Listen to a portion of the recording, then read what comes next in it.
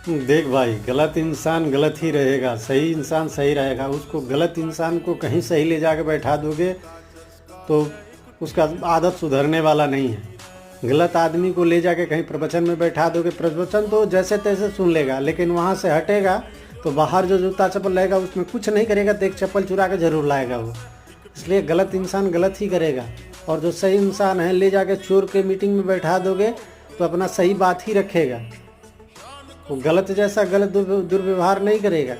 इसलिए जो गलत है वो गलत ही रहेगा, जो सही है वो सही ही रहेगा।